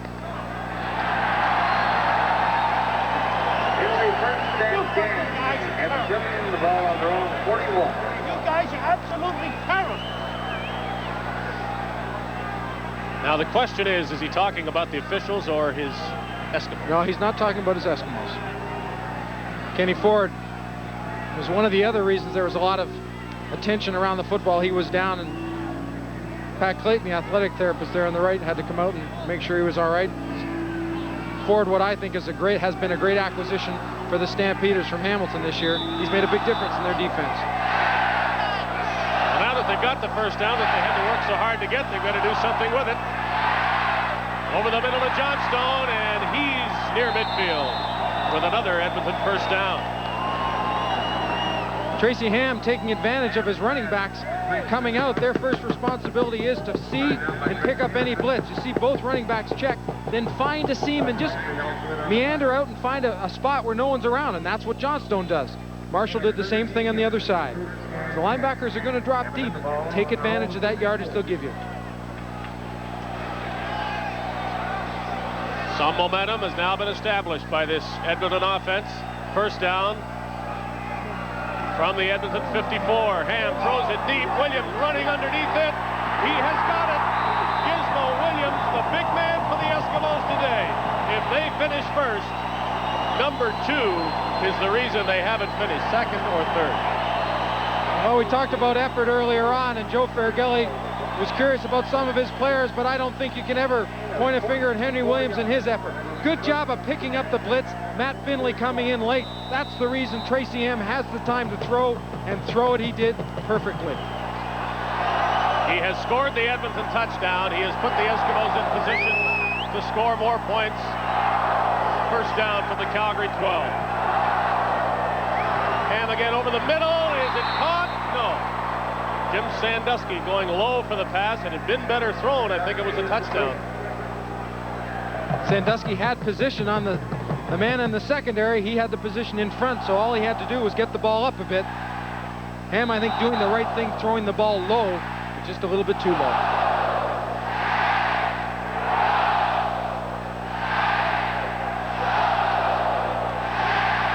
We watch from field level. Second down from the 12-yard line. Ham standing, looking, throwing into the end zone. It is caught for the touchdown. Guess who? Gizmo.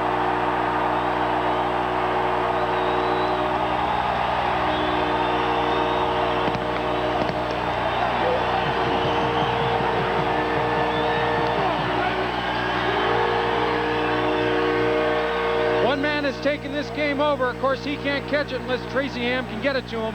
Good job of protecting, giving a pocket again, and Ham just gets that break on Larry Hogue to the inside.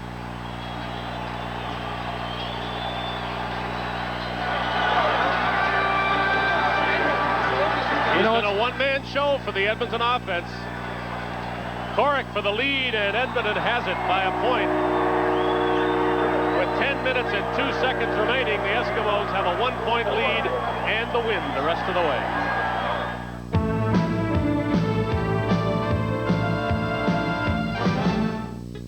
I will be back.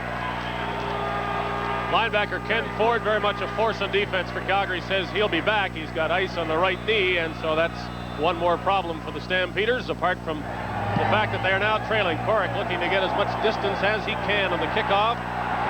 Faulkner on the return. John Faulkner's done a big job today for the Stampeders this way, and also running and catching the ball out of the backfield. But there's the guy who is the star of the show thus far. He is the star, but he can't shine unless he gets help from his friends, and there are 5 of them along the offensive line. A couple of backs thrown in there for support, and Tracy Ham gets the ball in there. He underthrew Sandusky, but that was not underthrown. Lots of zip on the ball. Good body position by Ham to throw it to. Stepping forward. Lots of time and good follow through. Stampeders from their 45. Kramer fakes the handoff, throws it out in the flat, wide open. That's Willis. On Don Wilson, he gets some help. And the help comes from Brian Warren, and out of bounds goes Willis. That smile kind of tells you everything. Damon Allen just to the left there with the helmet on. Took Ham a while to get going. He sputtered a little bit, but I think he's found his stride right now. Eric Kramer wants to find the same. The gain was about 7.5 yards for Eric Kramer to Larry Willis. Now, the last time they were in this situation, they threw, and they'll throw again. And complete this one to Willis once more.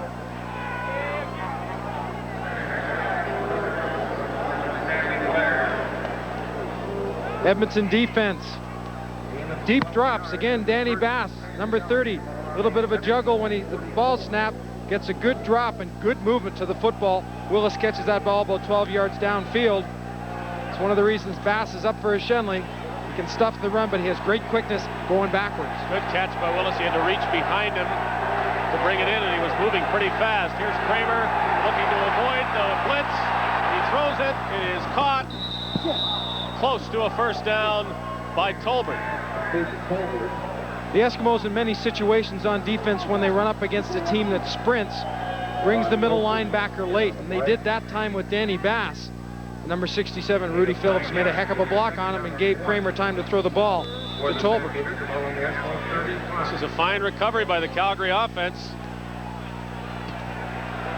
Stampeders have fallen behind, but look how they bounce back. First down, or second down rather, about a yard to go from the 35.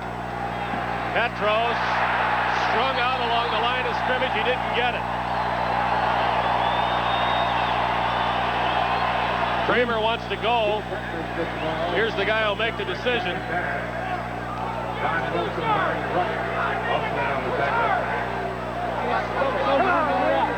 Watch the snap. Watch the snap. The field goal kicker is on. The Eskimos say beware the fake. And the snap count change up. Maybe the offensive line will go from a 2 points to a 3-point stance. They get the Eskimo defense to jump, and that jump would give them a first down. It'll be a 42-yard attempt into the wind by McLaughlin. They got a piece of the ball, I think. Williams comes up to meet it. He has no blocking help, and he'll get out as far as the 13-14-yard line. Partially blocked, I think. And the Eskimos have the ball and still have the lead. For shaving performance. And 2 cracks by Blake Marshall. But they have the lead just the same, and now the ball from their 14-yard line. Ham has no receiver yet. Flag holding against Edmonton is the likely call. Ham is down, and the ball still in his possession. The danger when he's holding it and blindsided like that is that he fumbles it. He didn't. Holding against Edmonton. There's referee Dave Ewell's call. You know, we talked to Stu Laird last week about the problems he had earlier on in the season with a couple of bad hands, but he has done a great job of accelerating right through the season. You see, he's well out of the play, but just strictly his hustle gets him into the play and makes a good one. You can just feel the crowd move to their feet trying to say, look behind you. Because of the sack, the Stampeders decide they do not want the penalty. Could have moved the Eskimos back 8 more yards, but they want 2nd down and 12 instead. Ham on the run, throws it over the middle. The official's call is crucial, and it appears to be a catch. Rick House started the day off with a spectacular one-handed spin catch, and he's had to go down very low on a number of others. Tracy Ham straight back. You see that back pedal out, gives him a good view of what's going on. Bill Stevenson, good job of getting the defender past Ham unmolested, and then Rick House does the rest. Big first down to the 25-yard line. The Eskimos would like to chew up yardage and time on the clock. This is one way of doing it if they can run the ball. One of the strong points for the Stampeders all this year has been their defense. Coach Q feels they could be a dominating force as we see an old Stampeder in a different color. Rick Warman charting the plays for the Oilers. He is their 3rd quarterback.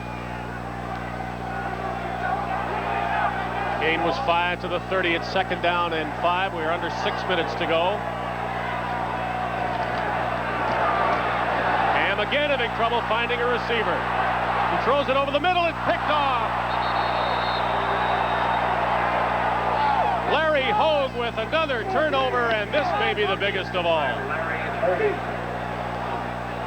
You see the discussed Joe Farragelli. Tracy Ham gets out of that pocket, and maybe a little bit too soon, because from the backside, the left of your screen, Greg Peterson comes in on a blitz, was picked up by an offensive lineman. So the pocket was not going to collapse.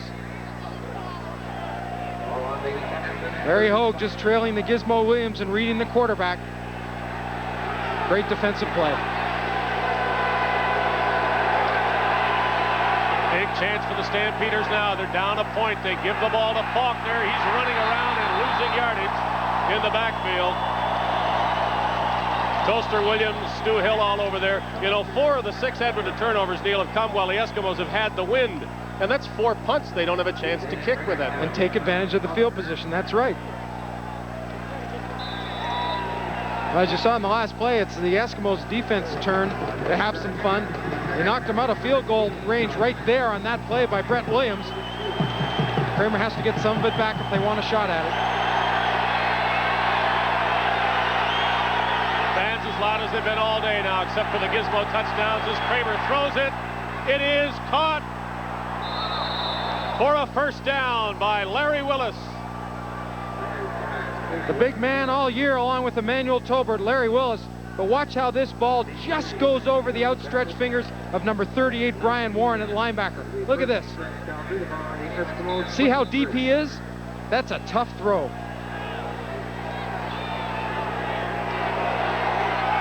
Now it's the Stampeders who could use a running game. Get closer for a field goal, it might be able to win it. They're going to throw it though, up and incomplete over everybody's head. Blair and Tolbert in the corner. I am a little bit surprised they've abandoned the running game, though the last time they tried it, Williams threw them back. But do those quick hitters to Faulkner with Petros leading up in there. Play barked in by Larry Kaharich, who normally lets Kramer call most of his own plays. They'd like the touchdown, but the field goal would put them in front. Under 4 minutes to go. Kramer to throw again. Far too deep, and he made sure that that ball was not going to be intercepted. A wiser move than Tracy Ham's last pass. Say that at least for Eric Kramer, because now comes Mark McLaughlin for another try and a field goal. Willis is going to go release. Kramer's forcing it into the end zone. Willis comes into that zone area. You can see the defenders back off, and he just says all you had to do was throw it to the middle. The backs were also open. wind should not be a problem for McLaughlin. He's right in the middle of the post. 30 yards. If the Eskimos don't touch it, he should be able to make it. Low snap. Ball is up. It is good. And the Calgary Stampeders, 3 minutes and 17 seconds remaining, are leading by 2 points. A pressure kick for young Mark McLaughlin, who came through, as I said earlier, with 5 out of 5 last week, and today he has responded well again. And I'd say that's a pressure kick. Might not have been the last few seconds of a game, but it meant an awful lot. And there is lots of time, you're right. Way to hold. Way to hold. Easy to philosophize and say that another one of those will win it for the Eskimos. But a little tougher to get that and make that happen for Edmonton today and the last couple of weeks. McLaughlin's strong leg will help on this kickoff. It's again into the wind. The Eskimos will all be up a little bit further, so they should get good field position. And of course, they've got a couple of great ones back there. You're looking at one of them, Henry Williams, and on the other side is Stefan Jones. Terry Cork has never had a bigger field goal than the one that captured last year's Grey Cup game, but he might be called on to put one almost as important as that if the Eskimos can get it into position. They bounce the kickoff. Jones reaches for it at his 30. Stephen Jones won't go very far to the 37-yard line, so the Stampeders' decision to kick that ball low worked pretty well. Here's what happened earlier today before we concentrate on the finish of this one. The Argos, way in front of the East, made sure Hamilton finished third and not second. And the Saskatchewan Roughriders are in first place now, and they'll stay there if this score remains like that. 19-17 Stampeders. Here are the Eskimos, under 3 minutes to go. And looks downfield. He is tackled in the backfield, and a big play by Stu Laird. Again, it's nothing but sheer hustle as Mark McLaughlin puts his coat on and wondering if he'll get a chance to spread the lead out anymore. Foster's Lager and the Canadian Football Network proud to bring you the best of the CFL. Inside their 35-yard line, Tracy Ham looks again, steps up, he needs a lot of yards. He's got the ability to make them. What a big run by Tracy Ham. A huge effort by Ham, taking advantage of the pocket, opening up in the middle, not allowing the defenders along the defensive line to slide in and close it in. You just watch his athletic ability take him upfield. He's not looking downfield now. That ball's partially tucked. He's a running back right now.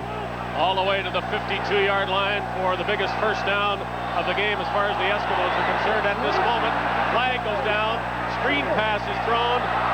This is Johnstone. He is hit hard as he is into Calgary territory.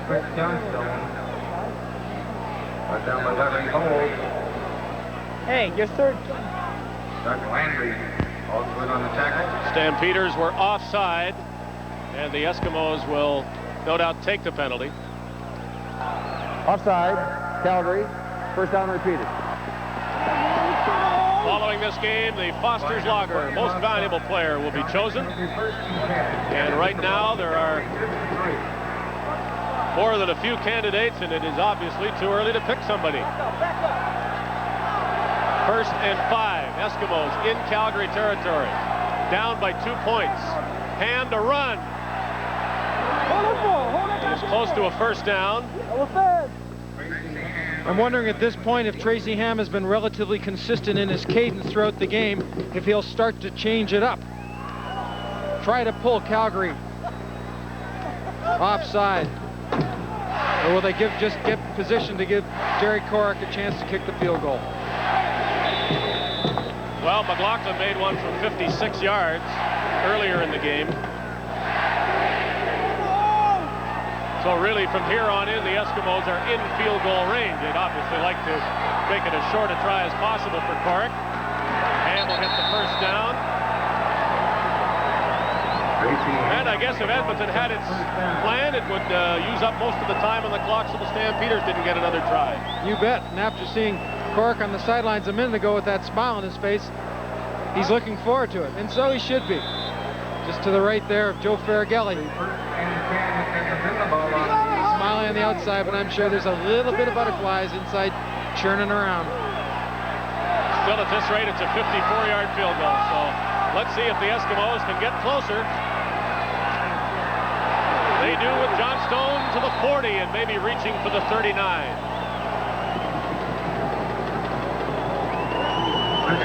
This is time for everyone to sit on their hands, especially the Saskatchewan Roughriders. Simple sprint draw. He's going to cut back in behind Stevenson. Landry beats the block and gets a first shot at Johnstone. Second and 3. It's a 47-yard field goal if they have to kick it from here. With a strong wind. Stampeders appear to jump. Marshall doesn't get much, but maybe surging ahead. He is close to that first down.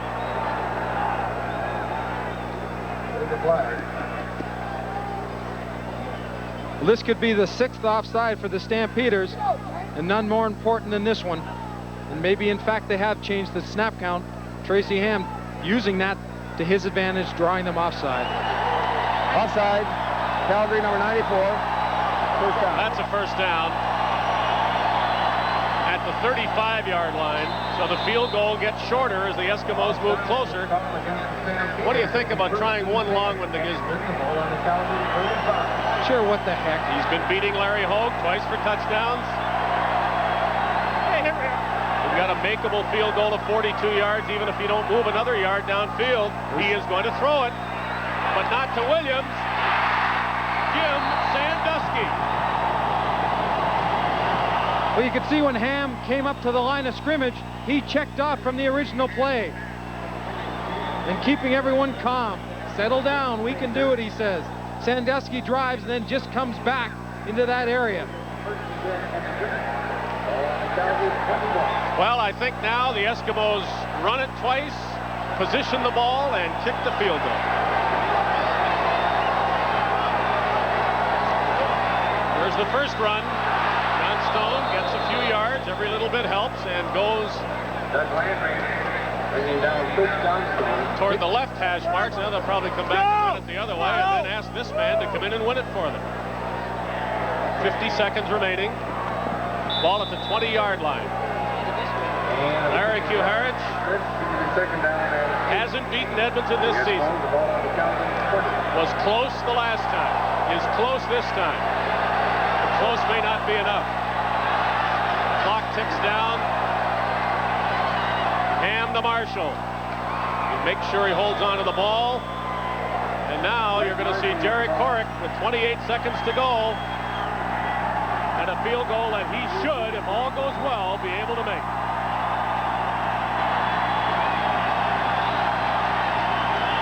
Remember, Blake Dermott is out, who normally snaps on extra points, field goals, and punts. Pierre Verschable is in. So all has to go well to get a good kick. Very important point. Prior to a 25-yard field goal, we will keep quiet and let the pictures tell the story.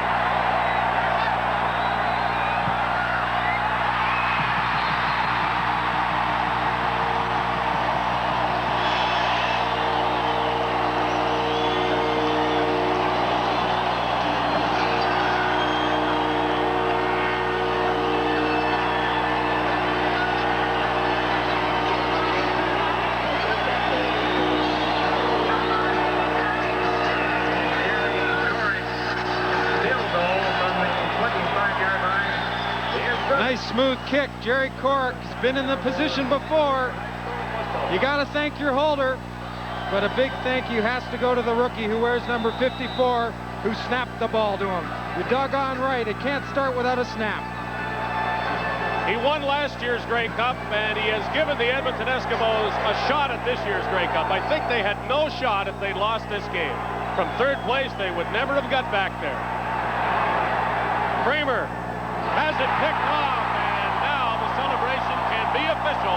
The Edmonton Eskimos finish first in the CFL West thanks to Jerry Corrick's game-winning field goal.